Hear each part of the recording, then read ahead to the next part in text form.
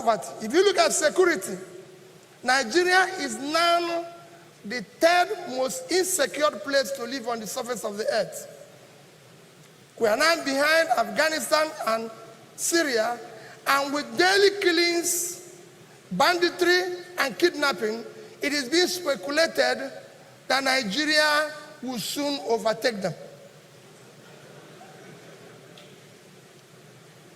Our underemployment and unemployment is one of the worst in the world. People will tell you it's about 25, it's actually over 30%. And with over 22 million young people in their productive age doing nothing, it is very worrisome. And of course, concomitant with all these devices we are seeing today, whether it's banditry, whether it's mass killing, kidnapping, and all sorts of things. These are what we are going through as a country. Our debt is escalating every day. If you recall, on May 1, 2017, at this platform, I warned and cried about the debts we are piling. Because I was not an economist, because I hadn't had the opportunity of working in any of the Brentwood institutions, the then Minister for Finance said, no, that we are going to spend our way out of recession. Today, all the economists at the Brentwood institutions are complaining about our debt. We are now almost at $28 trillion, $90 billion with little or nothing to show for it.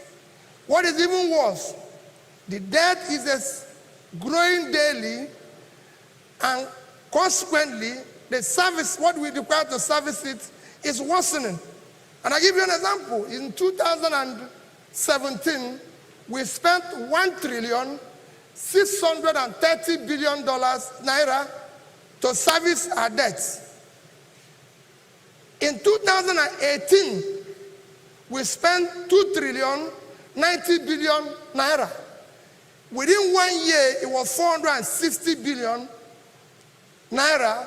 460 billion naira in 2018 was 90.3% our budget for education. And the same amount was 125.6% our budget for health, just to service debt. And we are still piling up more debts. It's still growing.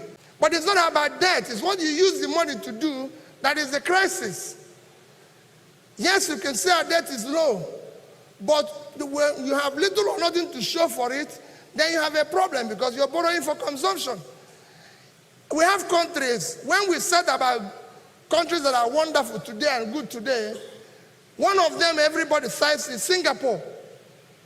Singapore debt to GDP is over 100%. Over 100%, that's 115% of their GDP is their debt. But what is the difference? If you go and see Singapore, in Constitution of Singapore, it says you can only borrow debt for capital project that will pay itself back. So all the debts they've borrowed over the years were invested. They're proper. They know where it is. Singapore today is building the biggest port under the sea that they will launch in 2050. That's where Soludo is saying we should go. So if they borrow money to do that, you go and borrow money for shaku shaku dance. You are finished.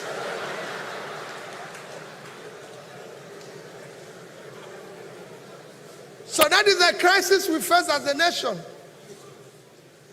Because of the way we are borrowing money and what we are doing with it, it is not impacting on our growth. We are one country that is borrowing money, it's not impacting on our growth. It's not impacting on per capita. Nobody is seeing it. We didn't see the bridges and everything that it was used to for. So our debt is worsening, and we need to do something about it. Today, we are the most stressful country.